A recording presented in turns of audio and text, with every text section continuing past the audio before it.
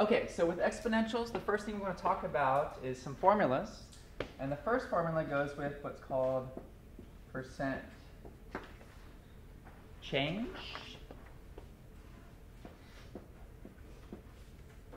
Here's your formula. New amount minus original amount divided by always the original amount and we're going to multiply this by 100. Okay? So this is our percent change formula. New amount minus the original amount divided by the original amount times 100. Okay, let's see how it works. For example, let's say we had a class that originally starts with 30 students. And then let's say that class goes to 150 students.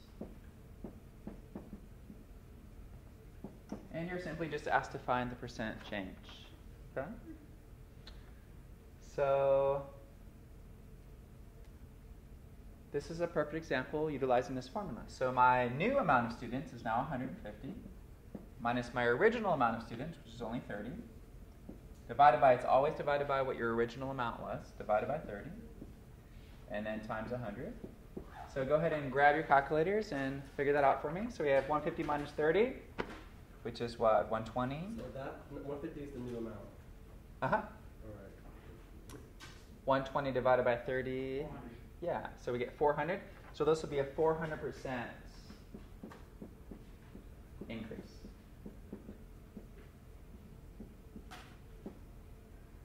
Okay, that's it. Percent increase, percent change, increase or decrease, 400%.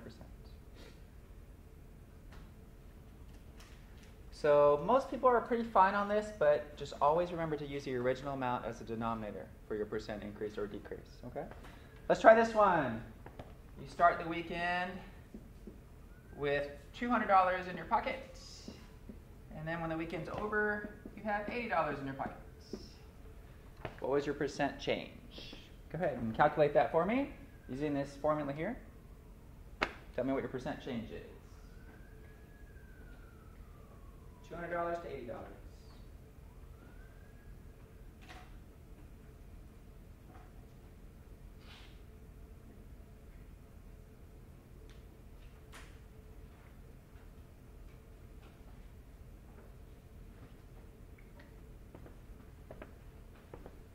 New amount is 80, the original amount is 200, divided by 200, times 100.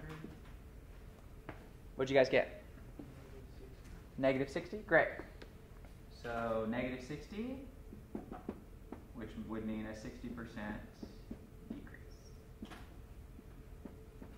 Okay.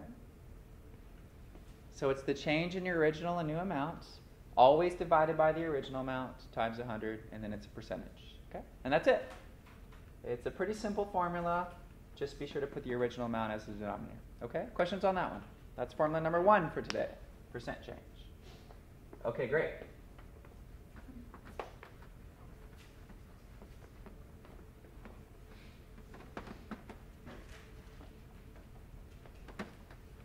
Formula number 2. Constant percent change.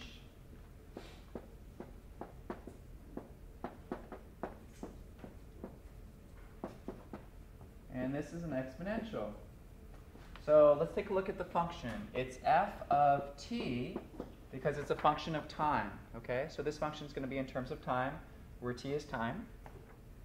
It's equal to c parentheses 1 plus r raised to the t power. Okay.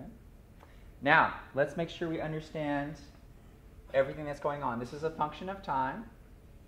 C is going to stand for whatever our initial amount was. Okay, so however many we start with at the beginning. So this is your initial amount. T, I've already told you, right? This is time. And R is going to be our rate. Okay, so that's our percent rate as a decimal. So whatever the rate is, as a decimal. Okay. Let's take a look at an example so we can see what we're talking about. Okay, example. If 3,000 bacteria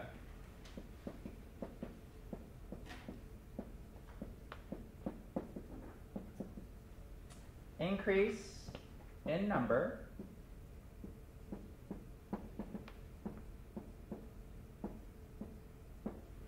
by 12% daily, how many bacteria will be present at 30 days?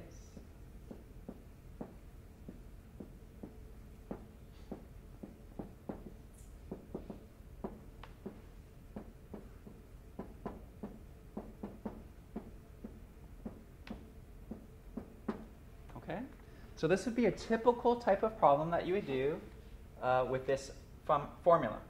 F of t equals c, which is your initial amount, parentheses 1 plus r, that's your rate of increase or decrease, whatever that constant rate is, raised to the t power, which is our time. Okay. All right, well, let's examine this problem. We're given 3,000 bacteria. We're given it increases 12% daily. We're given how many bacteria at 30 days. Okay? So if we understand this formula pretty well, then it's just a matter of fine-tuning which number is plugged into which spots. Okay? That's it. So C is my initial amount. So how many bacteria did we start with? 3,000. Right, 3,000. Okay. R is 0.12. right, 12%, but written as a decimal. Great. So it's 0.12. Okay. So be careful. Make sure you write that as a decimal. And T is what? 30 days. Great. Okay. So let's plug it in. We have, that's why I want you to use your calculator, 3,000, parentheses 1 plus 0.12 raised to the 30th power. This will tell me how many bacteria I have according to this growth model at 30 days. Okay, so please use your calculator. And I will do it as well, except that I did not bring a calculator. Oh, yeah, I did. Right here. Let's see what we get here. 3,000. Okay. Did you guys get about 89,000? Yeah. Approximately 89,879.76, so 0.8 vector. Okay? And again, it's just a matter of identifying the correct variables and plugging it into this formula. F of t, how many bacteria at time t? In this case, t is 30 days later. Okay? That's our second formula. The next formula is kind of a compound interest formula. Okay? And that will be the last formula that we have to do. All right, let's take a look at our compound interest formula now. It's actually two formulas in one, depending on if you're going to compound annually or compound more than once a year.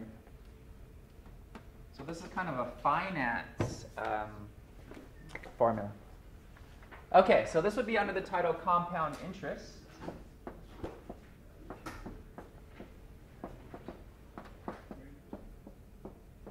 Here's your first formula. A equals P, parentheses, 1 plus R raised to the t power. Okay? That is your compound annually formula. A equals P, parentheses, 1 plus R to the t. That's compounded annually. Okay, so this is for annual. Your other formula, if you're going to compound more than once a year, looks like this. A equals P, parentheses, 1 plus R divided by N raised to the N times T power. And this is compounding N times per year. Okay, so if you're only compounding annually, the interest is being applied annually, it's the easier formula. Okay? But if you're compounding more than once a year, so some questions will say compounding monthly. Okay, so monthly would be 12 times a year, right? Or compounding quarterly. Quarterly would be each of the 4 quarters, so it would be 4 times a year. Okay? So you have to read the problem to know how many times per year we're doing it. What does the initials NT stand Great. I'm about to define all of them. Yeah. Okay. So these are the two formulas, and let's walk through each of these variables. A is your final amount. How much money you're going to have at the end of this thing. Okay. A is your final amount. P is your initial deposit. How much money you put in to start. A is final amount. P is initial deposit. R is your rate. Okay, so in your annual interest rate in decimal.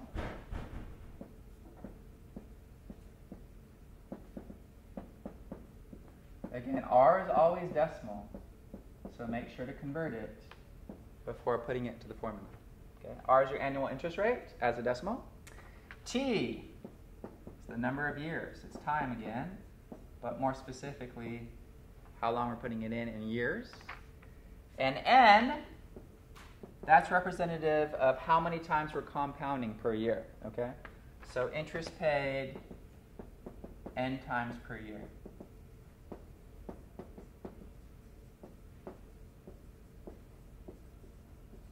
Okay, interest paid, how many times you're paying your interest per year. So we have two formulas, A for compounding annually, and A equals this for compounding N times per year. Let's do some examples so we can see what we're talking about here. Example number 1. We start with $1,500 deposited.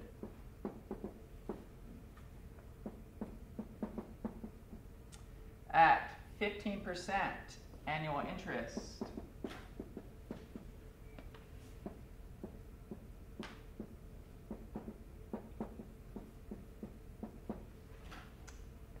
How much money after 10 years?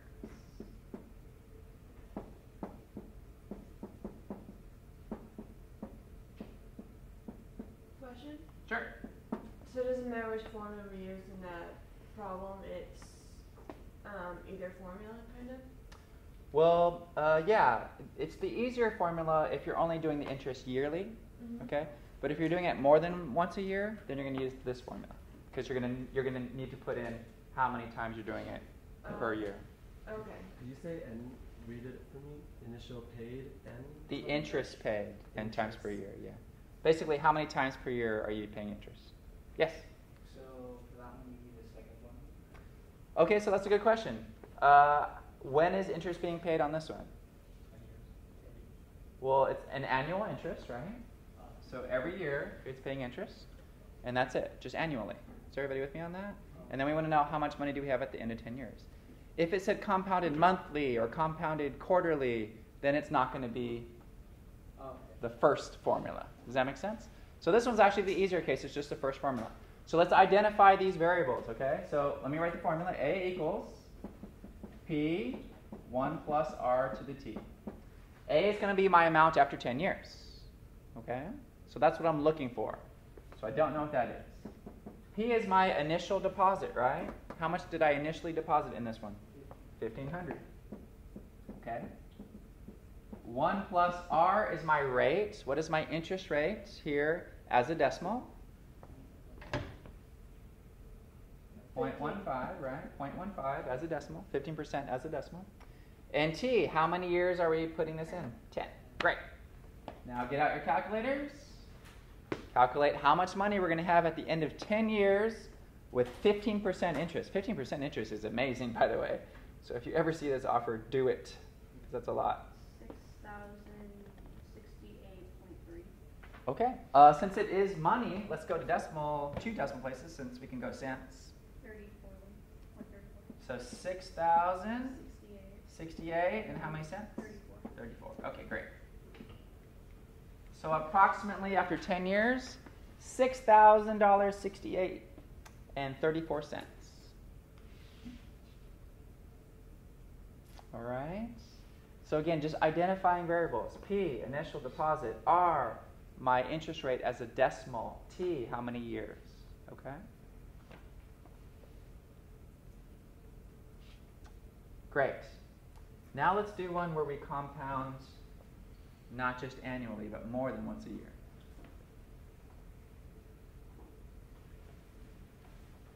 Okay. Next example. $1,200 deposited, paying 2.5% annual interest. deposit $1,200, paying 2.5% annual interest.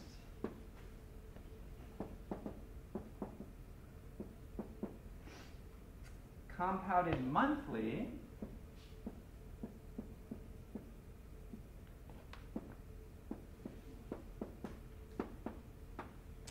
for 7 years.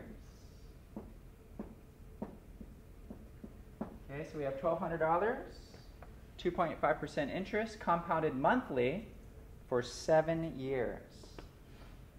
Find the total amount after 7 years. Okay? How much money? After 7 years. All right. So obviously, since we're compounding monthly, it's more than once a year. We're going to do it how many times a year? Monthly. 12 times a year, right? January, February, every month you're going to do it. So that's 12 times a year. So we're going to use this formula this time. So A equals my original amount, my original deposit P was 1,200. 1 plus, be careful here, what's my rate as a decimal? 2 point. Move it 2 places to the left. 0. 0.025, right, so be careful. 0.025 divided by n is the number of times per year I'm compounding, right? In this case it's monthly, so that's 12. Okay? And then raised to the n times t, so 12 times 7. Okay? Now be very careful when you plug this in your calculator. Make sure you do the 12 times 7 separate. Do the 1 plus 0.025 divided by 12 separate. Multiply it by 1,200. Okay? Make sure you do all of that. Let's do that together. Be careful here.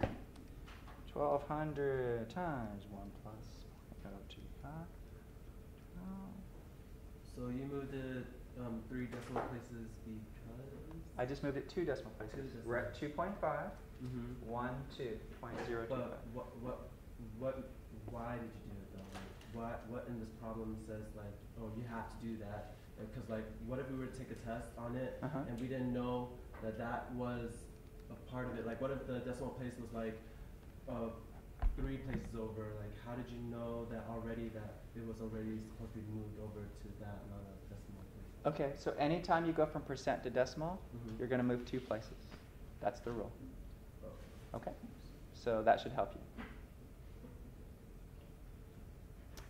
All right, what'd you guys get when you calculated this?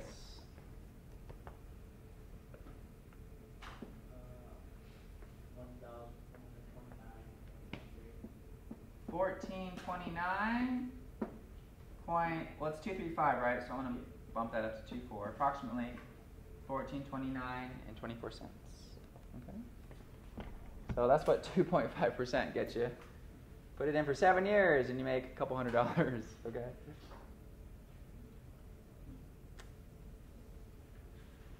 Questions on this? So towards the end of this section, there's a lot of stuff on finance and percent increase and change, okay? And so these formulas will handle all of those questions for you. All right? Okay. Just make sure you copy the formulas down and you know exactly what each piece means, and then you should be okay.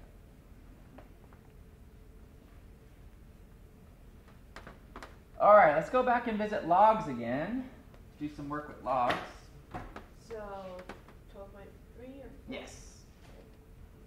This whole chapter is kind of a mix match of logs and exponentials.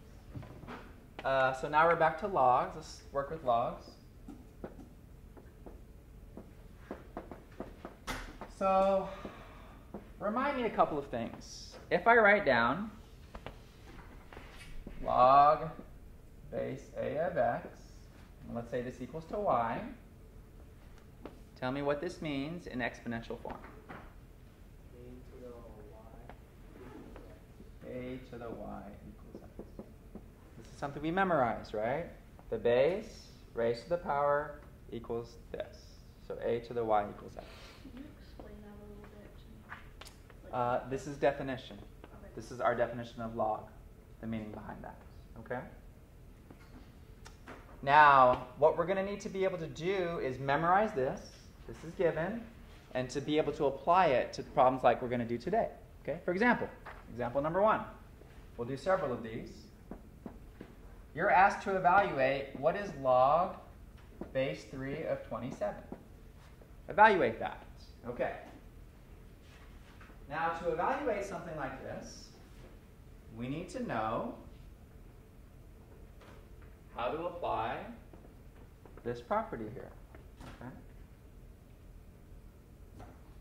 So what I'm going to do is, to be able to work with this and use this formula, why don't I just for a second, let's call this x, or call it any variable you want. Okay? So I'm just going to name this x for a second, and then I'm going to figure out what x has to be, and that'll be my answer. Does that make sense? So I don't know what log base 3 of 27 is. Let me call it x for a second, and then let's figure out what x has to be. Okay? Now that I've set this equal to x, using this formula here, tell me what I can do. 3 to the power of x equals 27. Okay? Now I have something that I can solve. Question? No. Oh, just I'll give you the answer. Oh, yeah, sure. So 3 to what power equals 27? 3. Great. And so now my original equation, log base 3 of 27, the answer is 3. Okay? And how do I know that? Well, 3 raised to the third power does equal 27. Is everybody with me on that? So you have to be really good at what this means. This base raised to whatever it's equal to equals to what's sitting right there. And also, if there's no number but where the 3 is, it's a 10, right? Yes, very good. And we're going to see that in just a second. Okay. All right, let's do another one. And these do get a little bit more difficult, so be ready. Log base 2 of 16. Let's solve this exactly like we did the last problem. All right? Let's set this equal to something for a second. You can let it equal whatever you want. Okay. Often we choose x just because that's a go-to variable, but you can use whatever variable you want. So if I set that equal to x for just a second, 2 raised to the x power equals 16, and that's what I'm trying to solve. 2 to what power equals 16, guys? 4. 4. Great. And so I go back. My original problem is what is log base 2 of 16? And your answer is 4. Okay? All right. Let's start getting a little bit more difficult now. Example 3. Log of 1/10. Log of 1/10.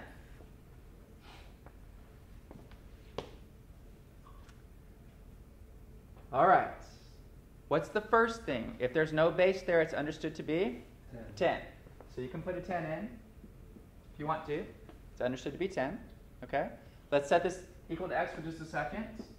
So now put it in exponential form for me. 10 raised to the x equals 1 over 10. So now I'm trying to figure out 10 to what power equals 1 over 10. And the answer is negative 1, right? 10 to the negative 1 power brings that 10 into the denominator.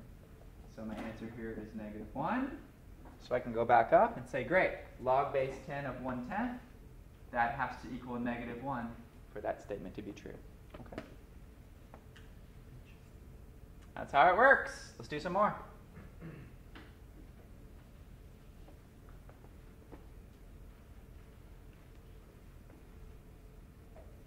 Okay, again, they start to get a little bit difficult. Let's try this one. Log base 2 of the square root of 32. Log base 2 of the square root of 32. Okay? Same as before. Let's set this equal to x for a second. Now I have 2 to the x equals the square root of 32. I'm trying to solve this. Okay?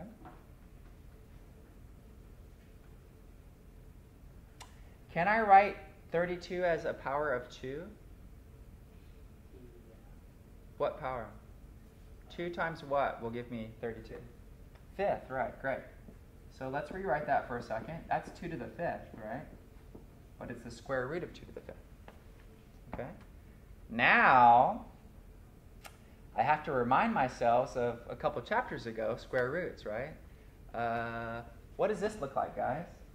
A to the m over n what does that look like in square root form or radical form? What is the n? The nth root of a to the n. All right, look at what I have here. 2 to the 5th. The index is 2. So can I write this in this form? Can you guys help me write this in this form? Yeah. What is it? 1. It's 2 Yeah. 2 to the to the 5 over 2. Yeah. Right? Yeah. 5 is the big number. 2 is the index, square root. Okay. Now here I am. I have 2 to the x equals 2 to the 5 over 2.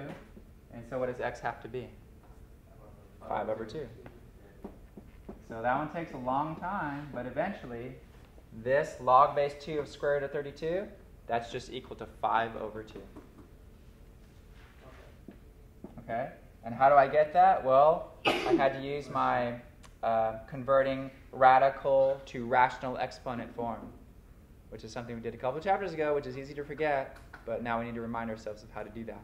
Did they want it like that on my math lab, or did they want points on like decimal form? I think either one will be fine, but probably fractions. Okay. Yeah. Okay? All right, let's try this one. Log. Bless you. Thank you. What is log of 10,000?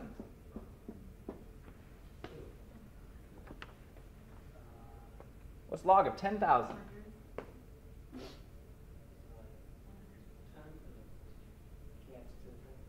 What's the base? 10. So 10 to some power equals 10,000.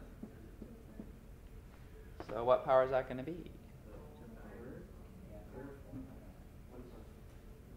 I say third.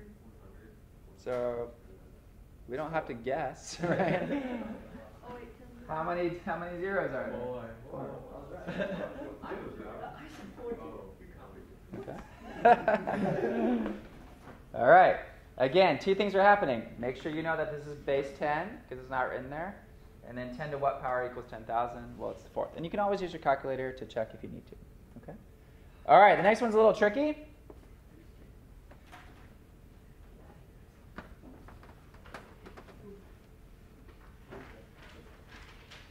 The next one is log base 3 of negative 10.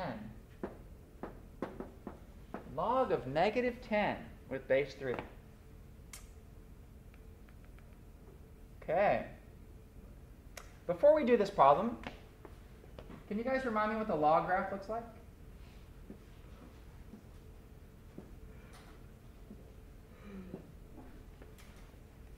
Why don't we start with the exponential? What's the exponential graph look like?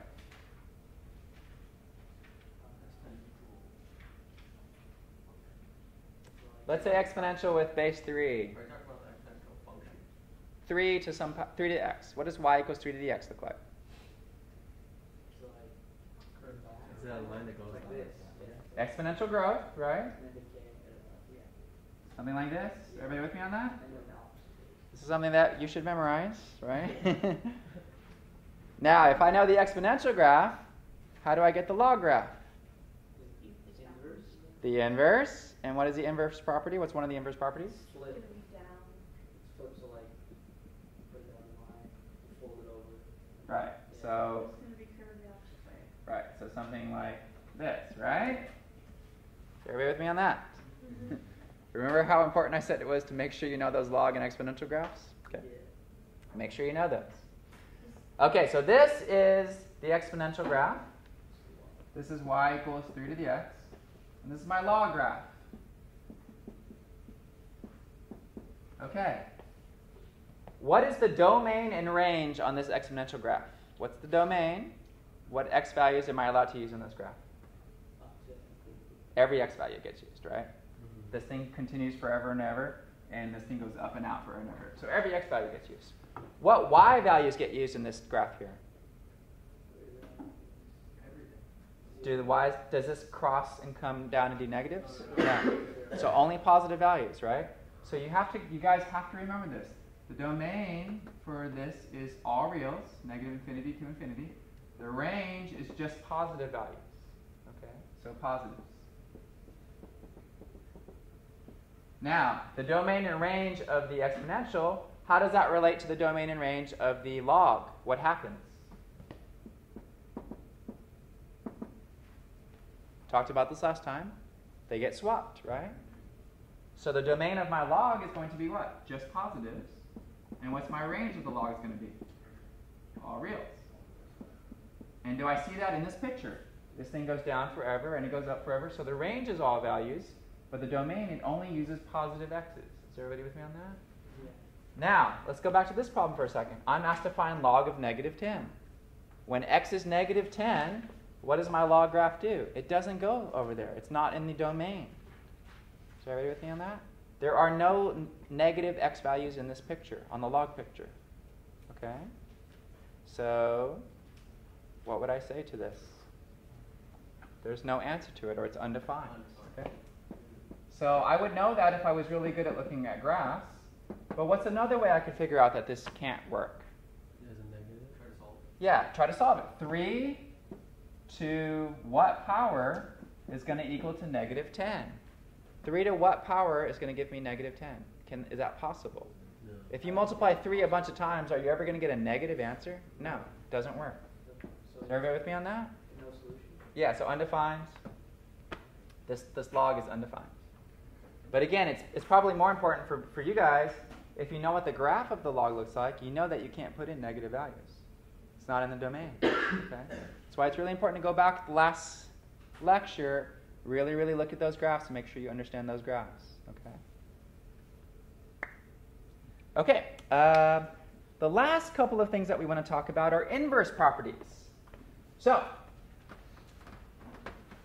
somebody name some inverse properties that you remember. Any of them. What's one inverse property that you remember?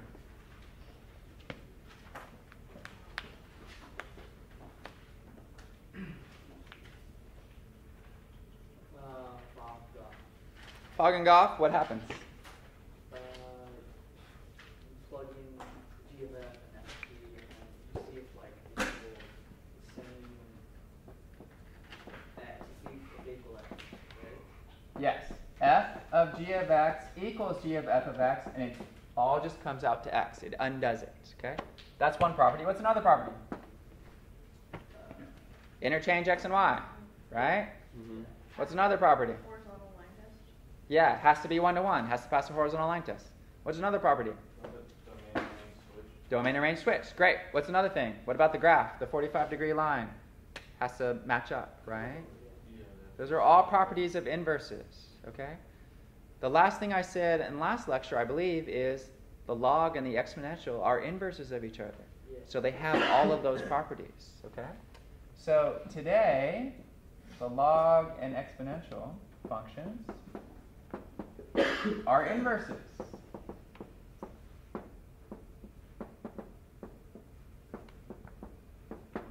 Okay? And I'm going to put that fact together with this fact. When you compose them, you just get whatever you're doing. Okay? F of G of X and G of F of X just becomes X. So here's my inverse properties for log and exponential. If I take the log base A of the exponential, if I take the log base A of the exponential, you're just going to get X. Okay? F of G of X equals X. Similarly, if you take the exponential of the log, if I take the exponential of the log, I'm just going to get X. Okay? So that is this formula coming back. When you apply the log of the exponential, you just get what you're putting in. Same with the other way around, exponential of the log. Is that number 1? No, that's a log. This is a log. This is property 1, property 2. Both of these are true. Does log stand for something? It stands for the exponent that you put on this base to get this. That's what, I mean, that definition, basically. Yeah. Okay, let's see why this is true. All right, let's do an example. What if I wanted to find log base 2 of 2 to the third? How would you guys do that? So you do 2 to the third first, and then Yeah, so forget about these rules for just a second. Let's pretend I didn't even show you that. How would you do that, doing what we've been doing so far in this class? 2 to some power equals 2 to the third, right? Is everybody with me on that? Just doing what we've been doing.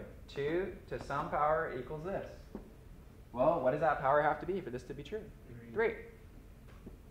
So our answer is log base 2 of 2 to the third. It's just going to equal 3. Right? And that's what this first rule is saying. Which should make sense, right? Mm-hmm. You're just undoing it. When you apply the log of the exponential, it just undoes it, and you just get that 3. Okay? This one too.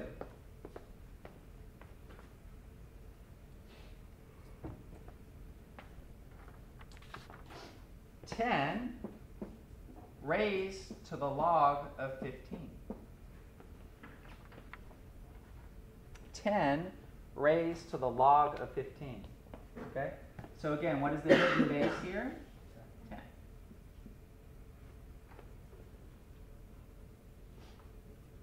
Okay, now, what do we know this answer is going to be just based on this rule? 15, right? This has to equal 15. But can we kind of figure out why? So let's talk about this for a second. Let's set this equal to x for just a second. All right? Everybody with me on that? So what does that mean if I set that equal to x? What happens? 10. Has to equal 15. Does everybody agree with that? Yeah. If I set that to x for just a second, 10 to the x has to equal 15, right? Yeah. Okay. So if this is equal to x, then what is 10 to the x? What does it have to equal? 15. Everybody with me on that? Yeah. And if you didn't understand that at all, it's okay. But you just know that they undo each other. A raised to the log base a of x, it's just going to be x, because f of g of x equals g of f of x, which is just x. Okay? Yes? Wait, so how would you, never mind, you show your work like that on a test and you just write it down. You could just write, if this was on a test, you just write 15, be like inverse property. Okay? All right. I'm still kind of confused on that one, because what happens to the 10, the main 10, the 10 before the log, 10, 15? Oh, you're confused on how I did this? Yeah. Because Okay. Yeah. All right, no worries. So let's hide this 10 for a second. Yeah. So you guys understand I'm trying to find 10 to this. Yep. Right? I'm going to call this x for a second. Are we cool with that? So now I'm finding 10 to the x. I'm trying to figure out what that is. I'm saying let this equal x. So now I'm trying to find 10 to the x. Okay. Now, tell me, write this in exponential form. What do you get? 10x equals 15. Right. So what does 10 to the x have to be? 15, right? That's where it's coming from. Okay? And if you didn't understand that, you just need to understand that they undo each other. Okay? Yes. That's it. Okay. Next thing. How did E and ln relate? What does ln stand for? Natural log, right? Which means log base e. Okay? ln is log base e, which is the inverse of e. Okay? Which is just a number. E is just a number. What number is it? 2.71828. Right. 2.71 something. Great. Okay. Now, if on a test you're asked to do this, what is this going to be? Yeah, that's right. Is that an ln? Yes. Is that E? That is an e. Yes. What does ln mean? What is the base of the log on ln? 10. No. Log, it's 10, but on ln it has a specific base. What is it? Natural log is log base e. Okay? Got to memorize that. ln is just log base e. Okay? So this question is saying log base e of e to the third. E to what power equals e to the third? They're just undoing each other. ln and e are inverses. So what is this answer? It's just 3. Okay? You have to know that. Log and exponential are inverses. The natural log and e are inverses. Okay? Yeah. Please remember that. Yes? If it's just like ln and 3 next to it, like, and the e's not there, how'd you do that? So if you just had ln of 3, Yeah. this would just be a number. So if I was trying to figure out what this is, I'd say e to what power equals 3, right?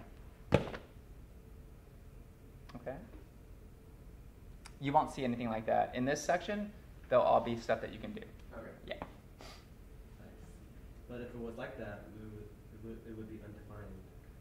No, there's a number for this. We just don't know what it is right now. Oh, Yeah. okay. You would type in ln of 3 in your calculator, and that would be the answer. Oh. Yeah. Yes? Can you explain how it's equal to 3 again? Sure. So log base e of e to the 3. Yeah. Well, let's set this equal to x for a second, and then write this in log form. E raised to the x equals what's sitting right here, e to the 3. And so what does x have to be? 3. Yeah. Okay. All right, guys. The next 2 sections are going to get pretty difficult. It's going to assume that you are really good with the graphs and you're really good with what we did today. Okay? Because when we get to the equations and properties, it's difficult unless you're really, really good with what we were doing so far. So please go back and review that stuff. Okay? All right.